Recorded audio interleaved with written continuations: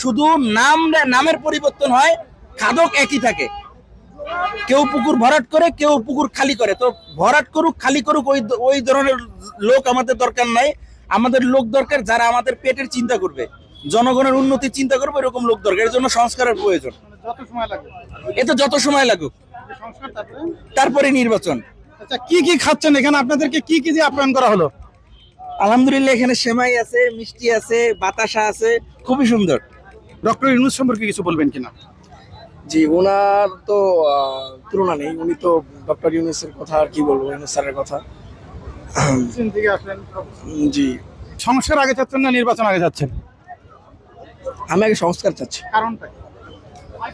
কারণ দেশের যে অবস্থা, মানে আমার কাছে মনে হচ্ছে যে আগে সংস্কার চাওয়া মানে ঠিক হওয়া দরকার। সংস্কার না হলে জীবন দিয়ে লাভ হয়ে যাবে। না না না, দরকার নেই। আগে সংস্কার হওয়া দরকার। দেশ আগে ঠিক, যে হারে দর্শন হচ্ছে, যে হারে আপনার ছিনতাই, চুরি, ডাকাতি, হ্যাঁ এগুলো হচ্ছে, আমি চাচ্ছি এগুলো ঠিক হোক, তারপরে যে নির্বাচন হবে। হ্যাঁ, যে আসে সে আমাদের জন্য ভালো কিছু করবে, তার কাছে এতটুকু আমাদের চাওয়া পাওয়া। মানে যতদিন সংস্কার না হবে ততদিন পর্যন্ত ডক্টর ইউনূস ক্ষমতায় থাকুক, এটা চান কিনা? হ্যাঁ। সেটা কি আপনি কি সংস্কার আগে চাচ্ছেন না নির্বাচনটা আগে চাচ্ছেন? আগে সংস্কার চাচ্ছি, কারণ আমরা ছাত্র সমাজরা এই নির্বাচনের জন্য আমরা আসলে জীবন দেয়নি, ঠিক আছে? তো আমরা সংস্কার চাই, এবং এটাই আমার আহ্বান থাকবে। যেই সংস্কারের জন্য আপনারা জীবন দিয়েছেন, সেই সংস্কারের যদি না হয় তাহলে জীবন দিয়ে লাভ কি, এটাই বলতে চাচ্ছেন? জি জি জি জি। অবশ্যই ওনাকে ধন্যবাদ যে আসলে দেশের ক্লান্তি গেলে ওনার মতো একজন লোক, বিজ্ঞ লোক আমাদের দেশের হাল ধরেছেন।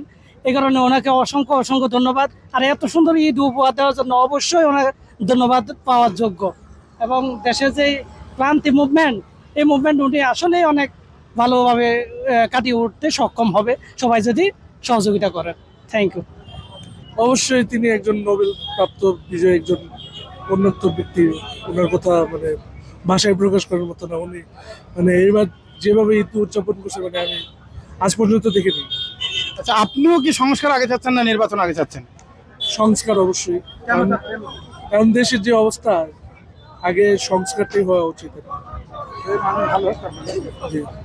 ডক্টর ইউনূসকে কিছু বলবেন কিনা? Of course, he's our asset of our society and country. এটা ভুলে গেলে চলবে না। উনি আমাদের অ্যাসেট, আমাদের সম্পদ, আমাদের দেশের সম্পদ ভাই। ডক্টর ইউনূস শুধু উনি আমাদের এই সাবকন্টিনেন্টের একটা অ্যাসেট, অফকোর্স। সেক্ষেত্রে তো ওনার, শোনেন, এরা